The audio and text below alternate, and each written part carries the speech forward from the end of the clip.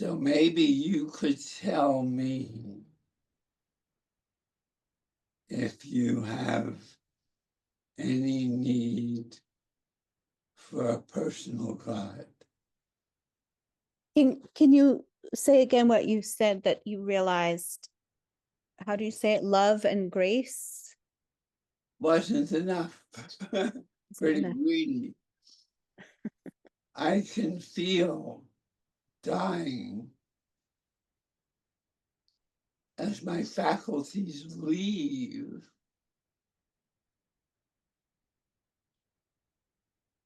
As I said last night, William Blake, the poet and painter, said, when we cleanse the lens of perception,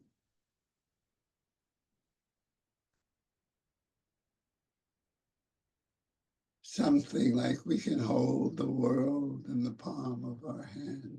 Mm-hmm. Mm-hmm. Sense infinity in a grain of sand. That's right. Hold eternity for an hour, something like that. Yes. And I have felt in dying that I'm getting new ways of seeing and touching too.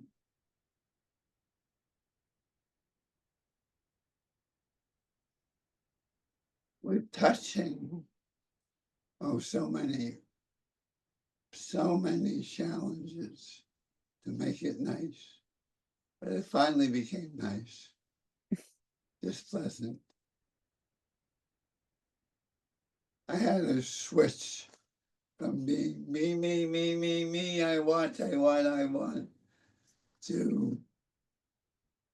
I'm okay by myself Mm-hmm. and I want we. That was a long journey.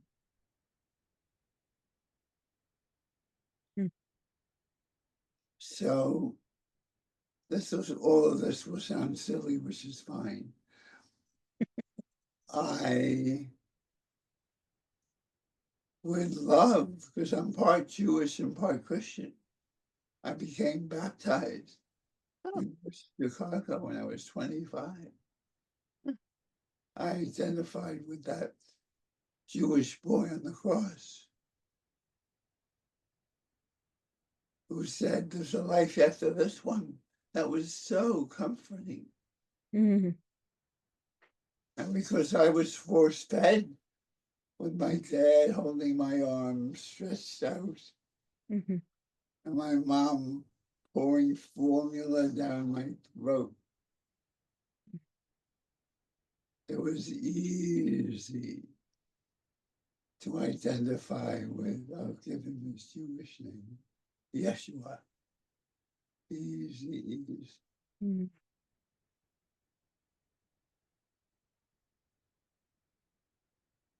And to give Judaism its due, it was easy to identify with Isaac. Mm-hmm. Laughter wrote a poem. Parent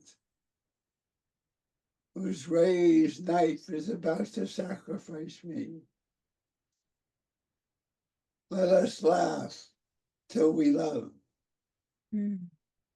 Parent I loved, whose raised knife may sacrifice me. Let us laugh till we love. Mm-hmm.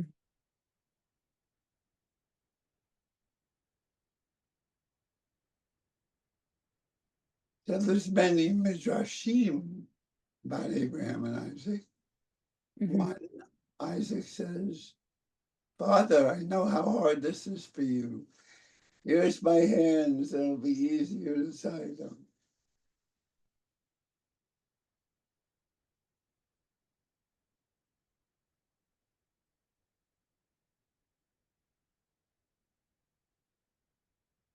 So I so much needed in my 20s and 30s and 40s to a fault, an inner voice that guided. We've been through this.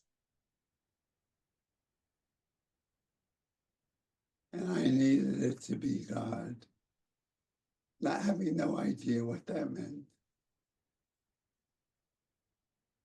But at least it meant I could take a bite of that cake if God told me to, or hold Gracia Faye's hand when I was so petrified of doing so. So it was very helpful.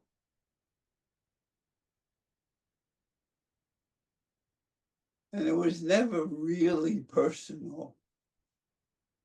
It was some unknown being telling me, of all things, focused on whether I could hold Rachel Faye's hand or not. You think I would be a little more thoughtful? Say, now what? I just needed it so much. And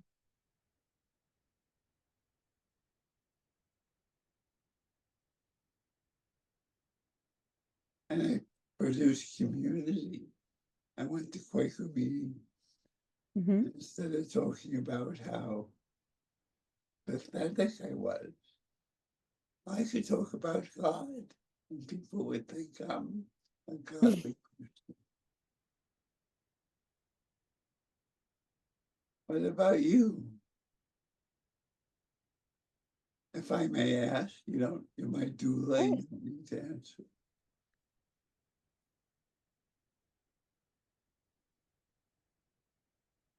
I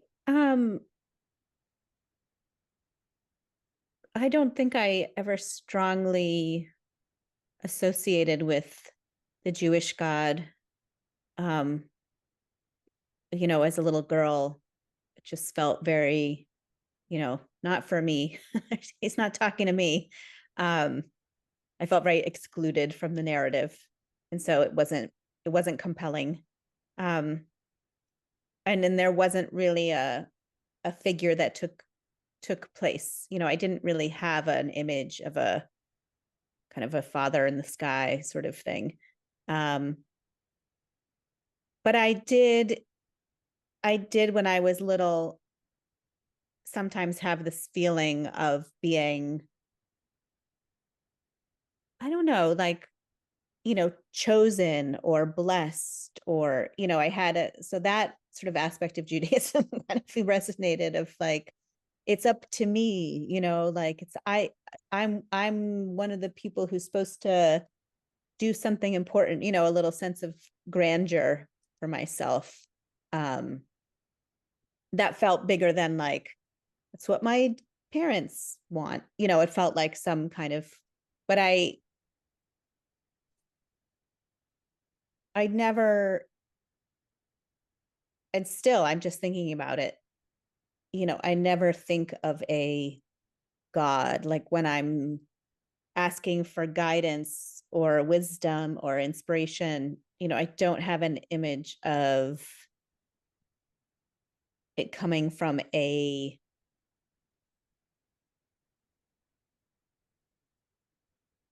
sort of divine. I mean, it feels like I'm comfortable thinking of the divine, which to me has like a plural sense. Um,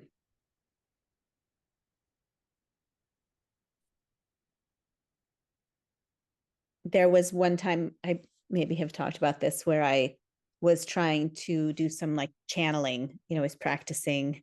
I did a training in Charlottesville with these teachers, and we were there for a few days. And one of the days was working on contacting our guides and, trying to kind of sense people around us. And we were sitting in this big sort of chapel room, and we all went around and just said like a name that came to us, and I remember hearing Gabriel, and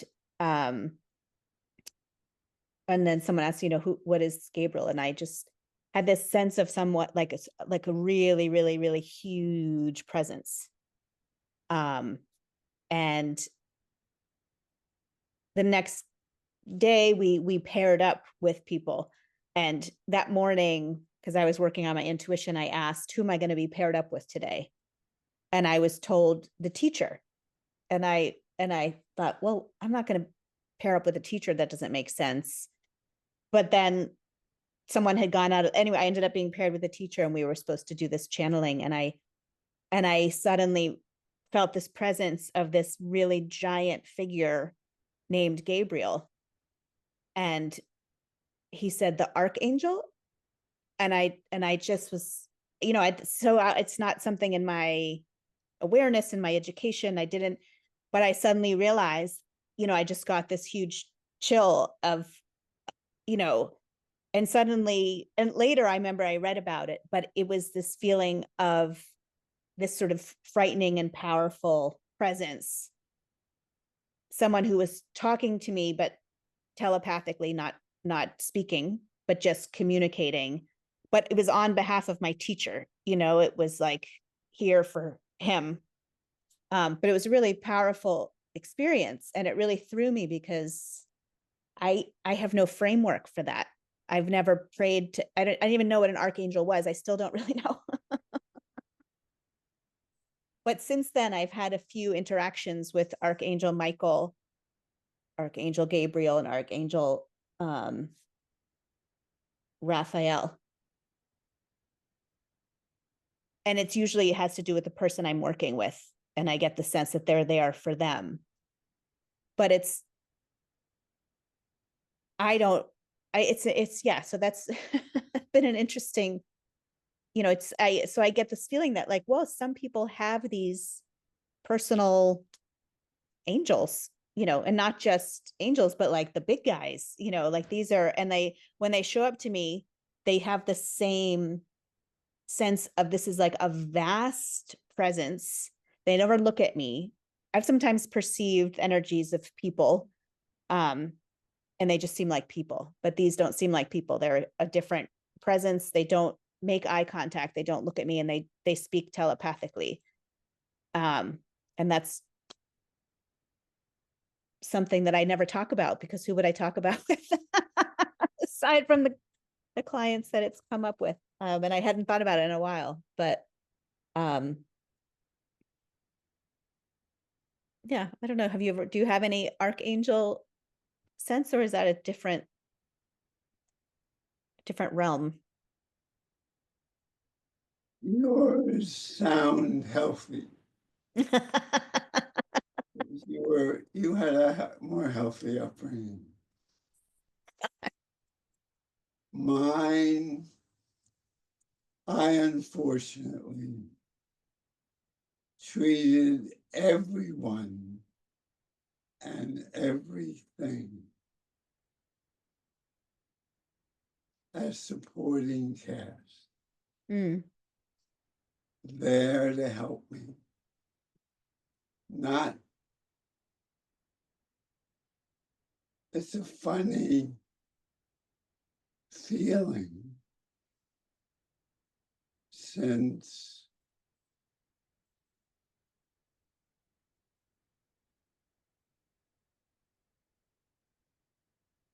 you'd think I would feel entitled and special, but I was so wounded, so needy.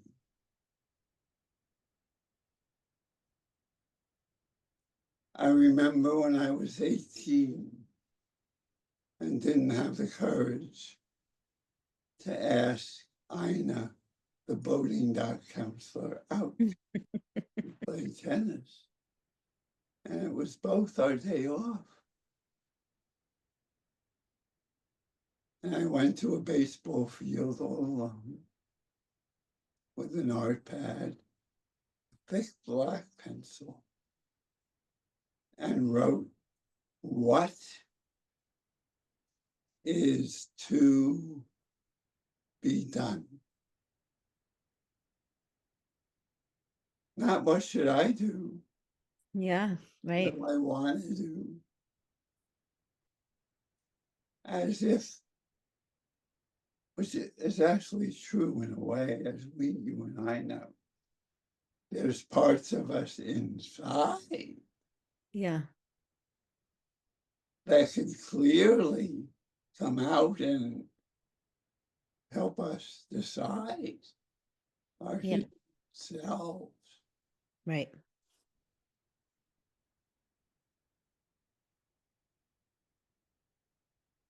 But when I was alone at the University of Chicago, I heard an inner voice. I needed an inner voice. Mm. And then one man studied to be a priest, said that could be God. That was all I needed.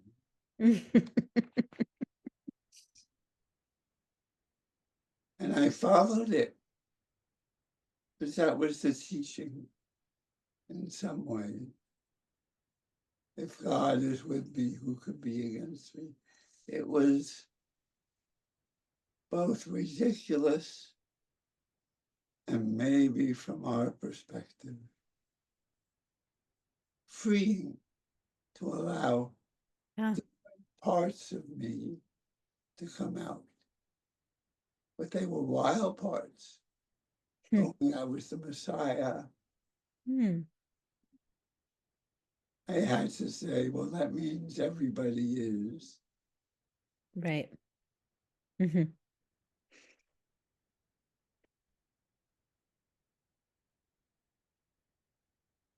And now with this new discovery, while dying, that I can see people differently, hear them. I mean, recycle, Mm. losing the vision in my eye to learn to see better, Mm. like the poet painter Blake, Hmm. something like old infinity, Right. something like that. Yeah.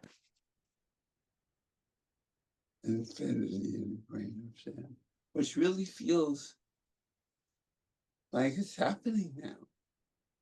Mm. Seeing people, and maybe even myself, if I dare to look, Mm. I seem to be this.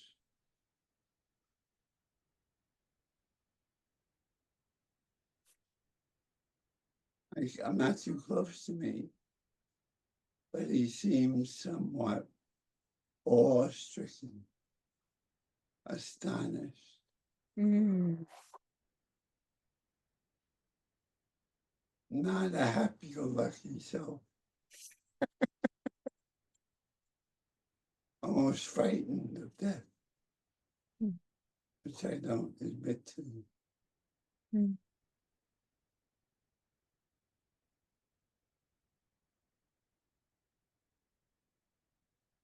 Somewhat awesome.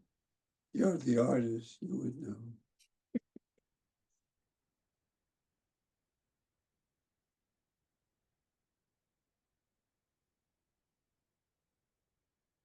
I did discover,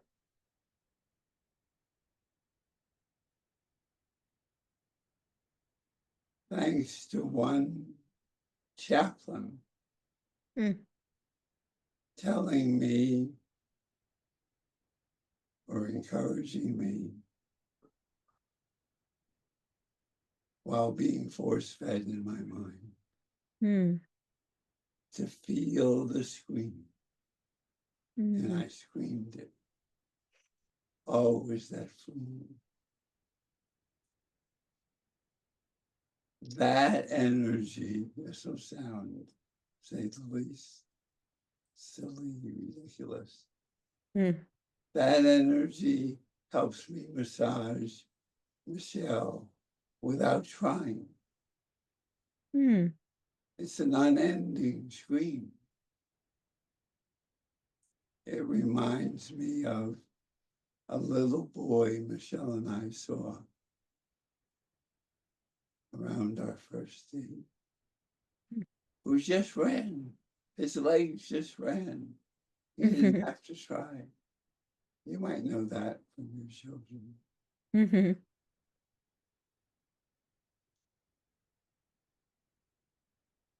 And, which I can tell you, my mother, my force-feeding mother, who thought she was doing right to raise a good child, discipline, said the happiest time of her life was when she was pregnant. And I can get in touch, I think, around my middle. Mm. That happiness in both Islam and Judaism. The word for compassion is something like rechem, which means womb. Mm. Mm.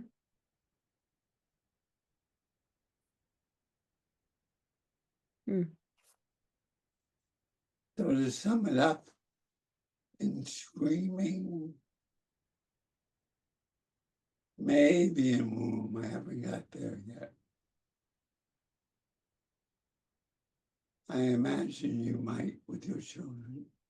Mm. You just love them.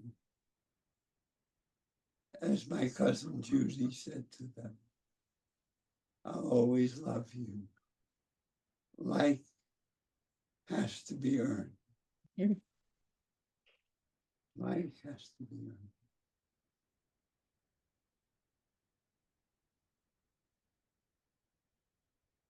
I think I told you in the Jewish tradition, Jewish mysticism, they don't want to use the word God. Too much baggage. Way too much. They use the word Ein Sof, which means without end. Hmm. And typically one rabbi said, he liked the idea, but said, 2 words too many.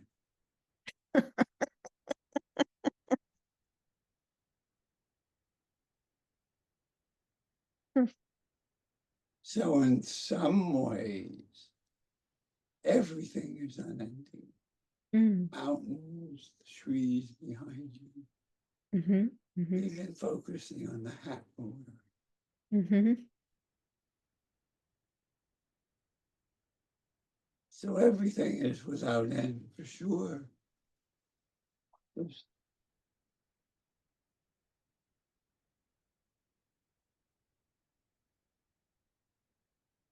And maybe there's some deep personal help in seeing Gabrielle. Raphael, which means healing. Mm-hmm. Oh, yeah. Right. And it's very different. Not that one's better than the other, Right. but to say we all have this healing energy and can Mm. help heal one another. Mm. And maybe when we feel it, I don't know. These are thoughts now.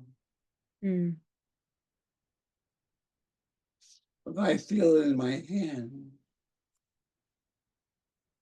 somehow hands can go on. Yes, oh my, I can feel it even on Zoom. Yes, I felt it so strongly last night at the end when everyone held their hands up, at home in my little, yeah, it's remarkable. I wondered what it felt like for you in that moment. I don't even know. I was not quite myself. Yeah, All right, this stuff, right. life's got to be. I Yeah, was overwhelmed. yeah, I can imagine. I wasn't quite there. Yeah, right. So it seems that some people, they say this about Yeshua. Mm, He became a God. He didn't think of himself in that way, mm, but people saw him and it helped them. God help me. God wasn't this mm, endless energy, right. which I needed when I came home. I needed it. Yeah.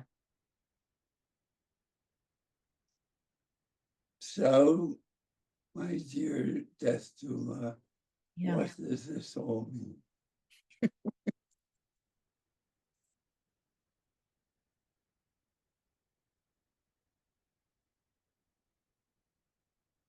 What just comes to me is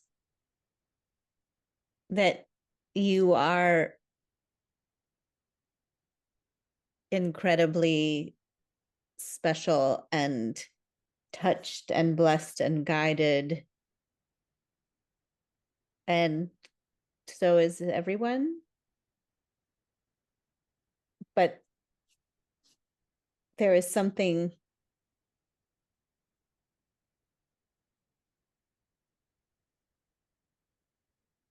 that sort of desire to be connected to God and be, favored by God. I think it's I can see how it might sound self-involved on the one hand, but it's so important, and we should all strive for that. There's so many people that would be better off striving to see themselves as vessels of God. I don't know.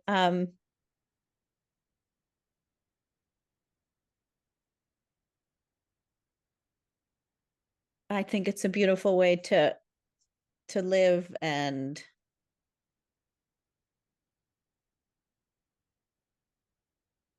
there's different ways where someone might go off the rails with Yeah, that, but if uh we forget that it's, as you're saying, it's really for everyone. It's right, really for everyone. The least, as Yeshua said, the least of them. right. Wow. And you married a Christian, yes? Not religious. Oh, His parents were raised Catholic in Puerto Rico, but they both rebelled. So he was raised, I mean, he was baptized, but not raised. He was raised atheist. But in the big families, they would celebrate Christmas and Easter, but he was not raised religiously at all. And I mean, I wasn't really either, aside from kind of cultural awareness and celebrating Passover and Hanukkah and, sort of the big things. But it wasn't, for me, it was more like an inheritance, like a cultural inheritance than a yeah. religion. So we shared that. Amy, I didn't even have that, but I Yeah. needed so much. Well, I love the way you say it.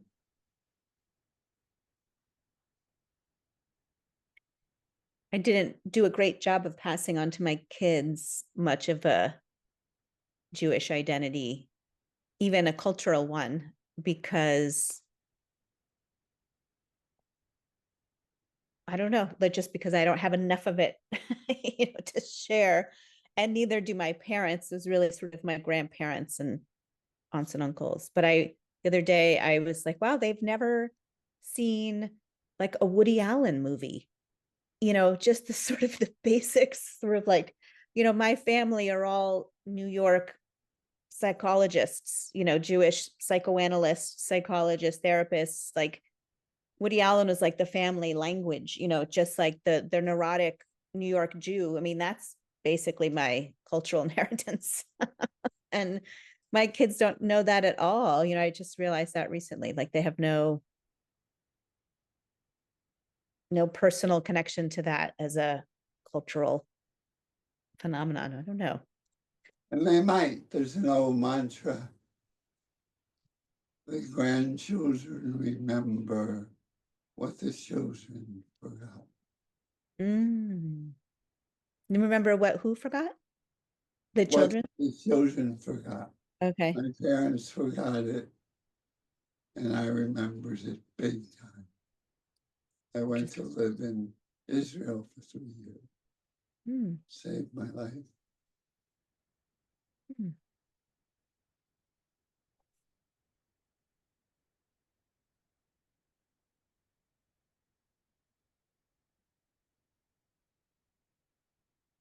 But I did with people what I said I did with God.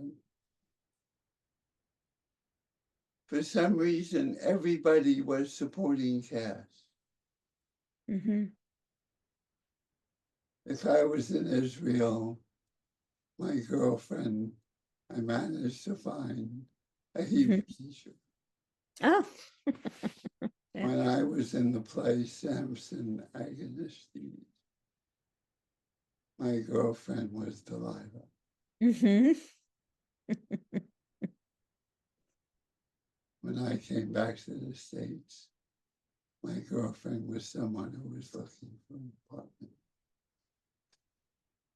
Hmm. I needed to do that. It's taken me till now, really till now, to discover that your feelings and needs, just that simple, are, Mm. who would have guessed, as important as mine?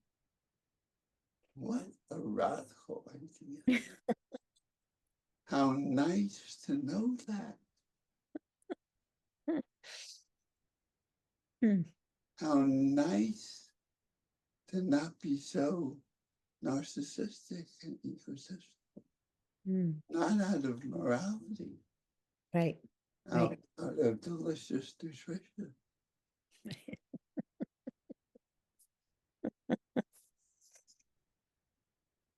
Yeah. There is a line. Did you ever read David Foster Wallace's book Infinite Jest? No, I've heard of it, of course. Yeah. Some of it is set in a rehab, like a halfway house rehab place. And it's a man observing people recovering from drug addiction. And let me see if I can remember this quote. It had such a profound effect on me. I remember when I read it in college, and it was, you'll care a lot less about what other people think of you when you realize how seldom they do. Wow. Because all of the addicts were just completely self-obsessed. It's just all about that. So I think it's not just you. I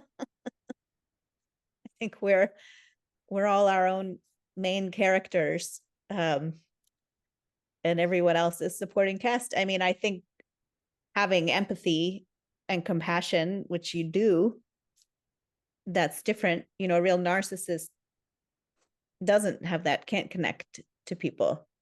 So I think for you to say, yeah, I don't know. I guess I don't believe it. I don't believe you. I think you're just like everybody else. I tried to compensate Okay. by being, as my wife, a people pleaser. Mm. I wanted to do more. I wanted to do good like my dad, who would get up in the subway and give older people a seat. I wanted to do good. Mm. And that has served me well. But it was still doing good to be seen as someone doing good. I see what you're saying. Yeah. So funny, the people celebrating me last night and the me they were celebrating. Mhm. I just discovered, as I've shared with you, is no longer, I've grown out of that room. Right. I now feel my heart, feel other people's hearts.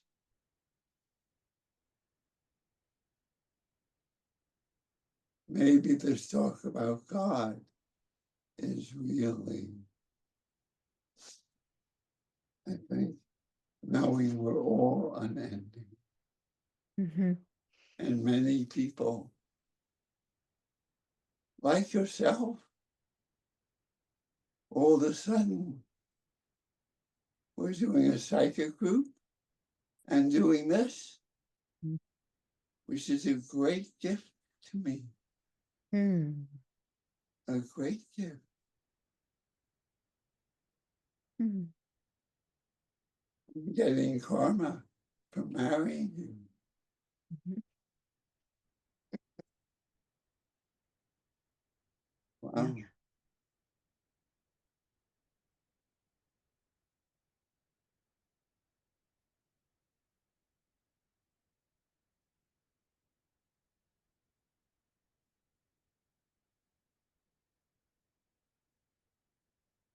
So I'm not sure we need, as in both our cultural upbringing, Mm-hmm.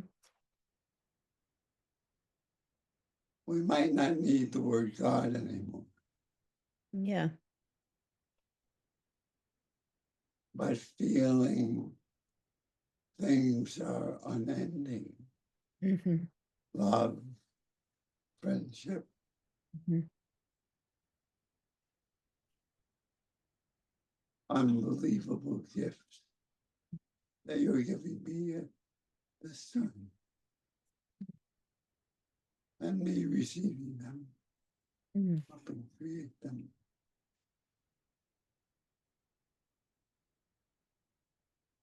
Right? Well, No God would want to dominate that. That wouldn't be a mm. take credit away from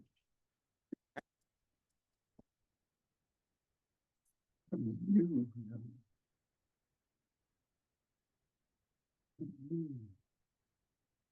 Which is a little scary. Mm.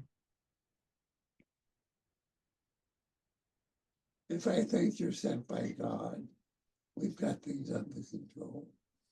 If it's you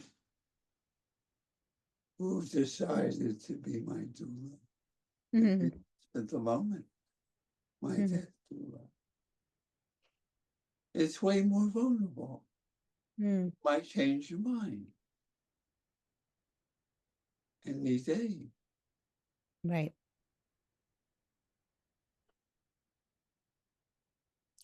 So funny because I think of it completely the opposite. I think of it like that you're giving me this gift that you you know you can't just go, you have to teach me how to how to talk about death with someone who's dying. So it's like you can't just go about your day feeling whatever you're feeling. You have to spend it teaching me something. So I feel Actually, I like am. it's That's the part, only part. only part. Yeah. I discovered teaching is best. I gave it up for a while. I'm starting again. Mm. Sharing what I'm passionate about. Yeah. Questions I don't know the answer to. Mm. That seems to make the class alive.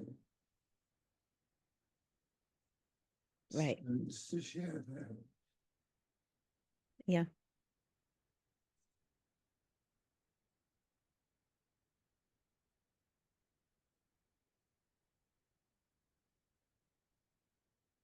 So I think we're discovering what one great mystic Christian mystic. Mm-hmm. God became human, so humans can become God. Mm. We're all unhappy. Which I think is true of that we're really unhappy. We've always been, we are, we will be.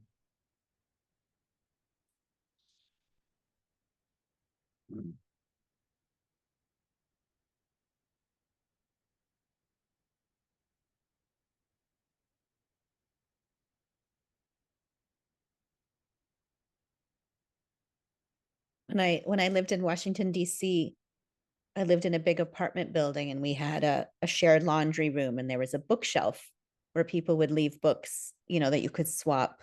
And whenever I was doing my laundry, I would go over and I would ask for, you know, a message or something. And when I had done this training in Charlottesville, where I really learned to work one-on-one with people. And it was really an intense process. And I was there in the laundry room and just thinking like, and now here I am, I'm just back in my life. I'm just here doing the laundry again. You know, I was just in this, I just met Archangel Gabriel and I channeled him and, you know, and now here I am.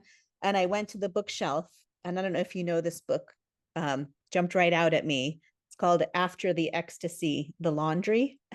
Yes, by a wonderful man named, don't tell me, Okay. a great Buddhist teacher. Yes. Oh my memory is going. Don't tell me, I'll wait. Okay. Lovely man.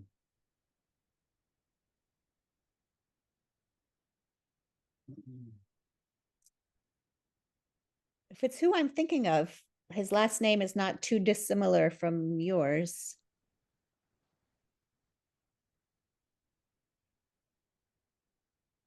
That's one thing happening is I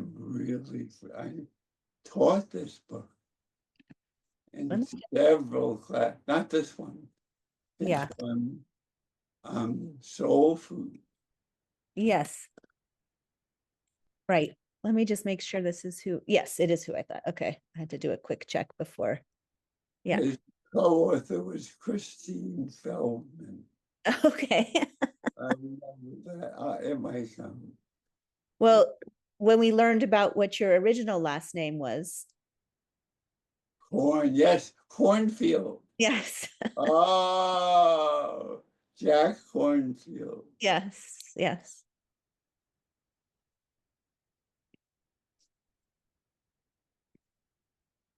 A lovely man. Yeah. And it really made me laugh because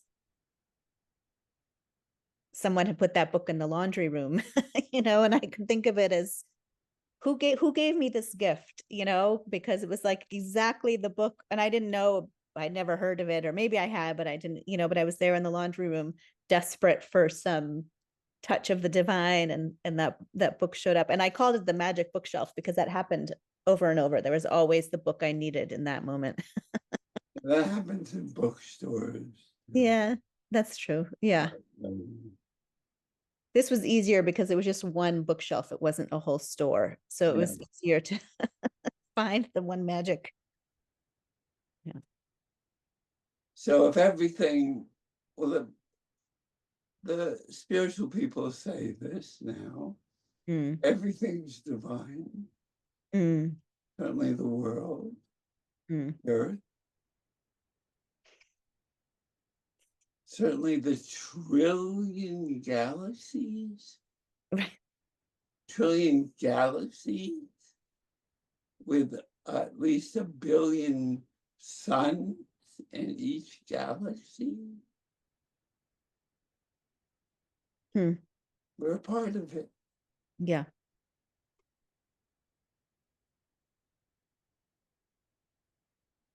So then the Kabbalists are right. The word God might have carried way too much baggage. And without end, her smile.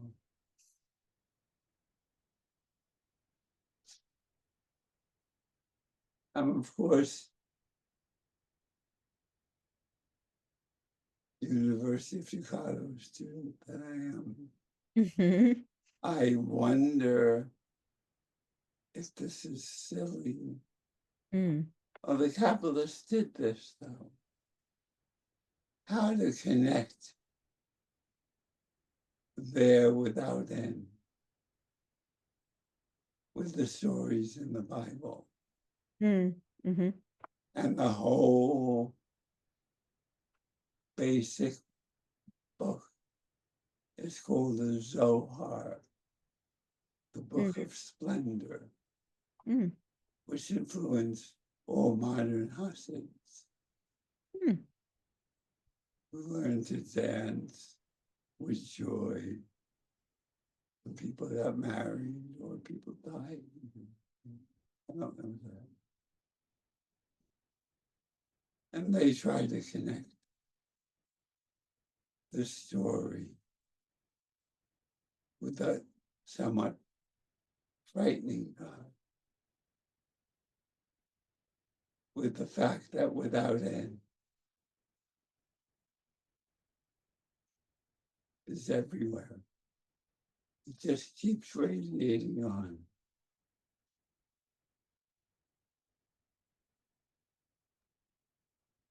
Wait, and what was the word without end? Ain't so, Okay. 2 words too many. 2 words too many. Hmm. Because we knew that to go to a place without images, Right. to be with the emptiness inside, Mm. not to be afraid of it.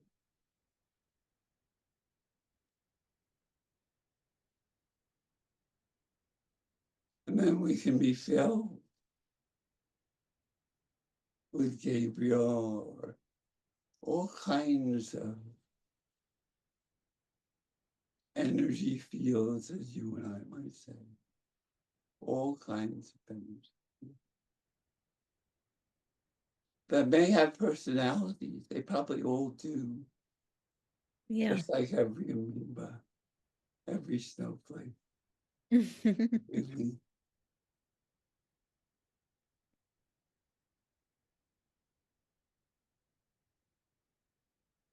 Once I stopped seeing everything as supporting cast,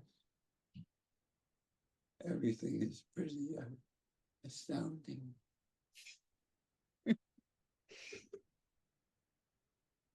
Yeah. Thank you so much for this. I can't write this. I never would get here. I'd start being pedantic without end. But I'm glad. Are you going to put this on YouTube? Do you know how? I mean, I could try. That's not something I've done, but I can give you the name of a friend of mine who's doing it. okay. You want me to send it to him To her. or her? Sure. Yeah. Give me that information. I'm happy to. Great. I'll tell you, but I'll also send it. Okay. If you tell me, let me just okay.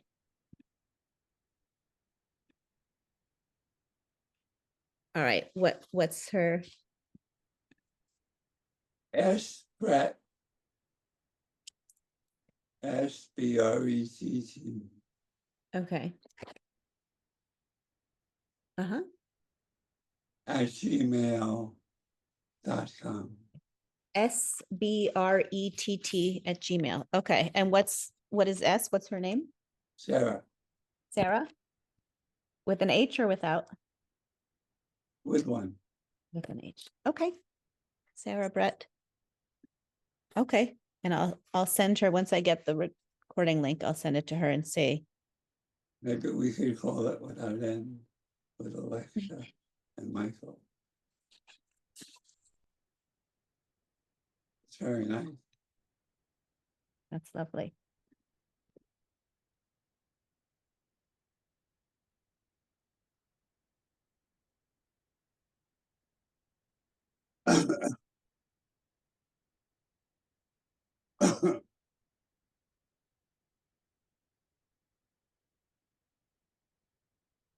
And just to answer my first question. Yeah. So it is personal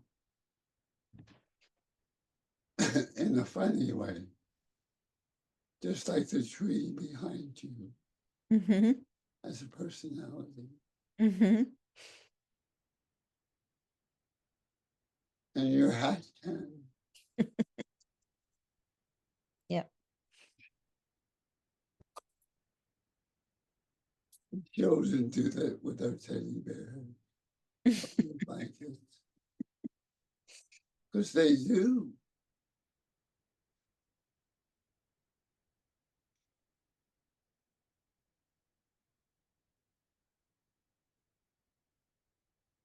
I don't know how to explain it. I have a blankie.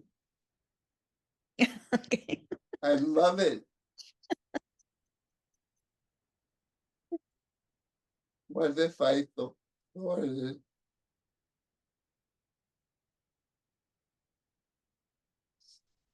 it seems almost sacrilegious not to really thank it for all its comfort. Mm. And maybe as we do in psychic world, listen to it, Mm. commune with it.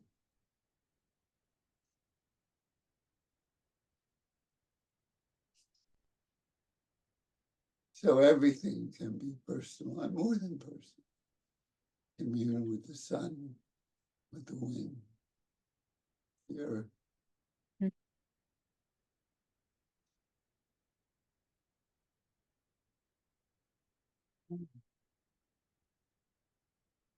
Thank you, thank you, thank you.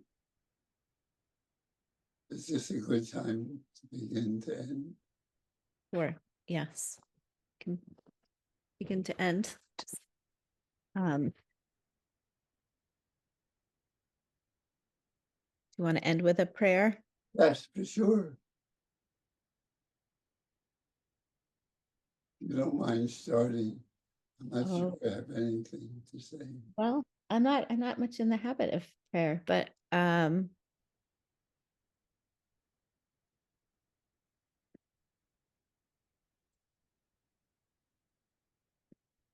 was just thinking about the is it Buddhist? Something that I learned from some self-compassion meditations, which is just um may you be joyful, may you be without suffering, may you find kindness, may you find ease. Would you mind saying that once more with the word we? We, yes, may um hang on, Gaston's about to walk through the room, so I'm going to wait 1 second. My dog will probably bark.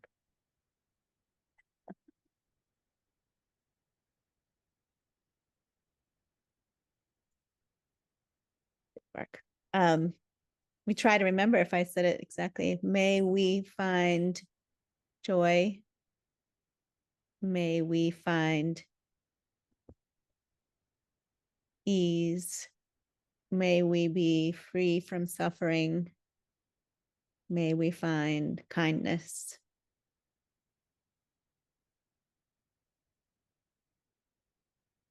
Amen.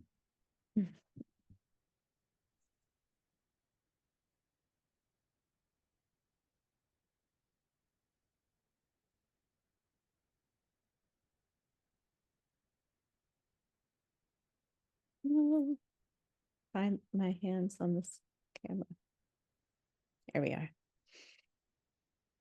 I love you, Alexa, my love you, dear Michael. death doula. I love you, Michael.